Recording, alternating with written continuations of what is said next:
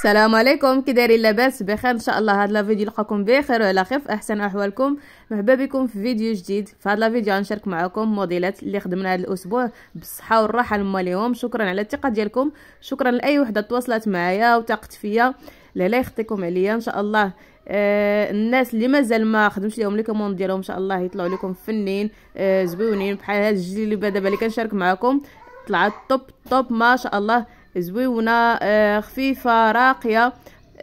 وعجبت مولاتها بزاف، كنقول لها من هنا بالصحه والراحه. فكيما كتشوفوا هذا الموديل خدمت فيه بزاف ما شاء الله. واحد الموديل يعني كيجي ديفيرون ما دايش كما كنقولوا هكا. هذا مخدوم بسفيفه يعني رقيقه على هذيك اللي ديجا شفتو في واحد الفيديو اخر. كنت خدمتها في جلابه كحله بالبوردو. هذه بنيته ودرت وبغات يعني شي خديمه هكا خفيفه. حتى من الطرزه صغرنا يعني الحجم ديالها شويه باش هكا تناسب يعني لاج ديالها. الجلابه الثانيه فهو هذا الموديل يعني الاصلي كما داير اصلا يعني كما شفناه.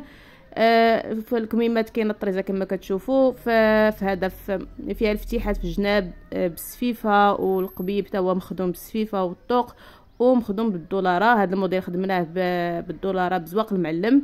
فكتجي على هذا الشكل. هنايا راه صراحه الكاميرا ما بيناتش اللون ديالها، اما هي راه طلعت واعره.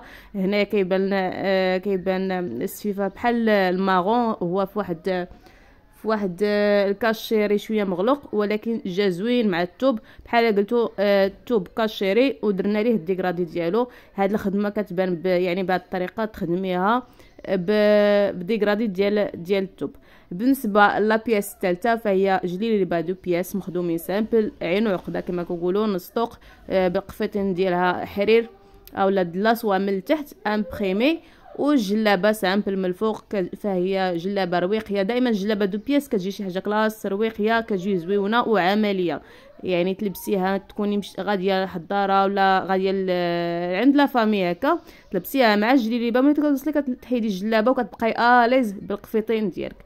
فكما قلت لكم كاع الناس كنشكرهم بزاف. ما تنساوناش باللايكات ديالكم والبارطاج. شكرا لكم بزاف.